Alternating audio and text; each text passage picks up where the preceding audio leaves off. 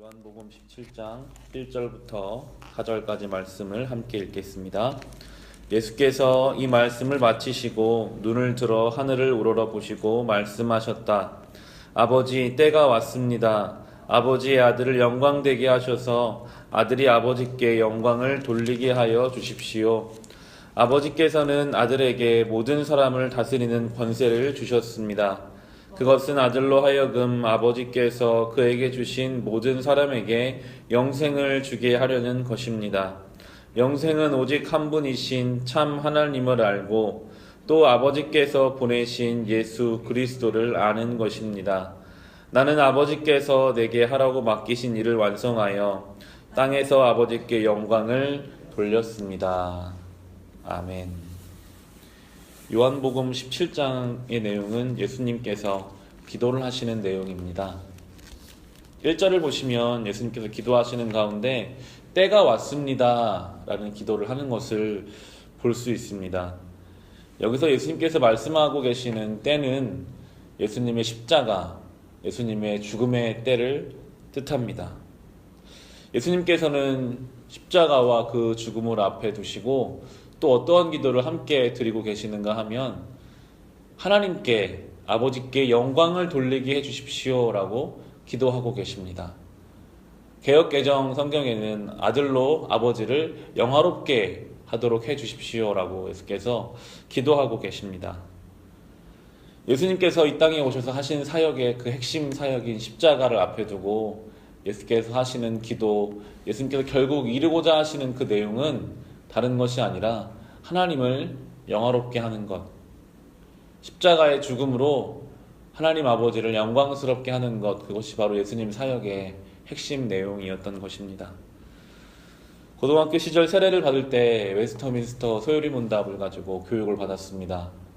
그 소요리 문답에 가장 처음 나오는 질문이 사람의 목적이 무엇입니까? 인생의 목적이 무엇입니까? 하는 그 질문에 그 답변은 하나님을 영화롭게 하는 것, 하나님을 즐거이 하는 것이었습니다. 그렇습니다. 예수님께서 이미 그 사역을 통해서 우리에게 보여주신 것처럼 우리가 이 땅을 살아가는 목적과 이유도 결국은 하나님을 영화롭게 하는 것에 있습니다. 그런데 과연 우리는 우리의 삶의 목적을 하나님을 영화롭게 하는 것에 두며 살아가고 있을까요? 우리는 예수님께서 십자가에서 스스로를 못 박으시며 헌신하셨듯이 때로 우리도 그렇게 헌신함으로 하나님을 영화롭게 해야 합니다. 우리의 육신의 정욕을 십자가에 못 박음으로 하나님을 영화롭게 해야 하고 주님께서 헌신하신 것처럼 우리도 그렇게 사랑하고 헌신하며 하나님을 영화롭게 해야 합니다.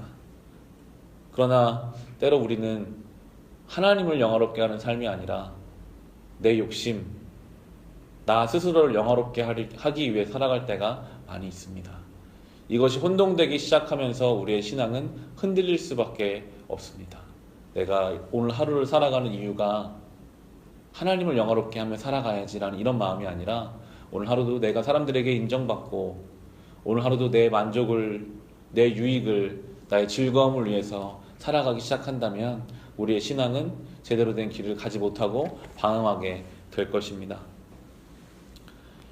개척교회를 섬기기 시작하면서 너무나 자연스럽게 들었던 생각은 이 교회가 빨리 안정이 되고 수적으로 사람들이 많이 와서 더 넓은 공간에서 예배를 드리고 나중에는 교회에 건물이 생기고 더 많은 성도들과 함께 예배를 드리게 되겠지, 그때가 오겠지, 혹은 그때가 오지 않으면 어떻게 할까, 이런 생각들 하고 있는 저를 살펴보게 되었습니다. 그 생각을 하는 저의 마음을 자세히 살펴보면 하나님의 영광을 위해서 그렇게 하려는 것이 아니라 나의 영광을 위해서 수적으로 안정되고 세상적으로 사람들이 볼 때 저 목사님 참 목회를 열심히 하는구나, 목회를 잘 하는구나, 이런 이야기를 듣고 싶었던 것은 아닌가.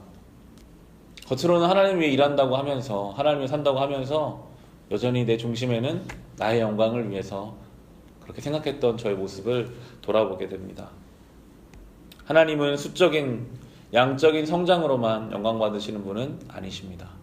이 교회를 통해 한 사람이라도 그 삶이 회복된다면 이미 하나님께서 영광을 다 받으셨을 수도 있습니다.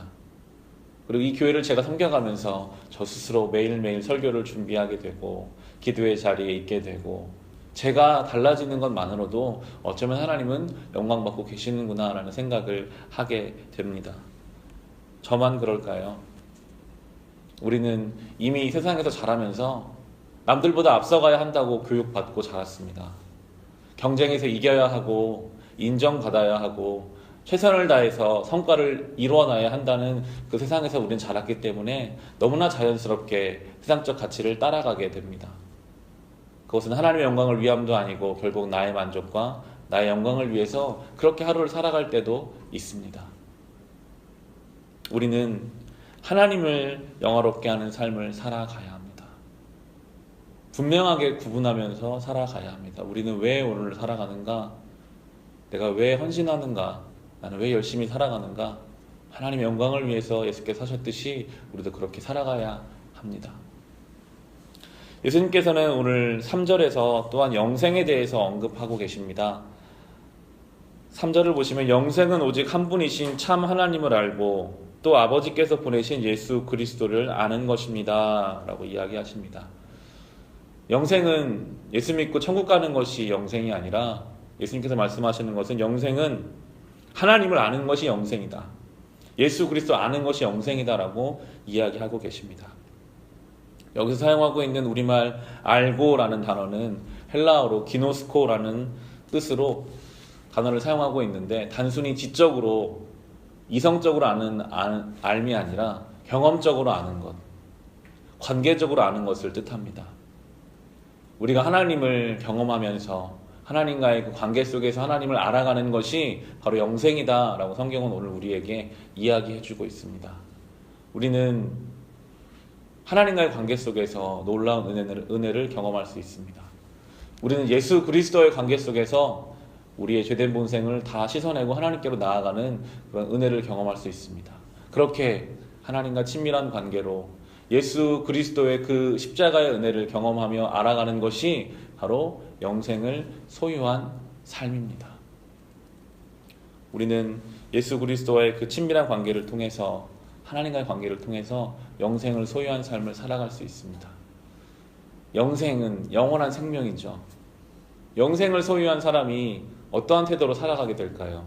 조급하게, 급하게, 항상 쫓겨가며 그렇게 살아가게 될까요? 그렇진 않을 것 같습니다. 영생은 영원한 생명, 너무나 오랜 시간을 허락받은 사람이기 때문에 어쩌면 더 넉넉하게, 더 여유 있게 하나님과 동행하며 그 관계 속에서 그렇게 하루하루를 차분하게 살아갈 수 있게 될 것입니다. 오늘 하루도 영생을 소유한 인생으로 살아가시기를 바랍니다. 오늘 하루도 하나님을 영화롭게 하는 인생으로 살아가시기를 바랍니다. 그래야 날마다 주님과 동행하며 복된 삶을 살아가시기를 주님의 이름으로 축원합니다.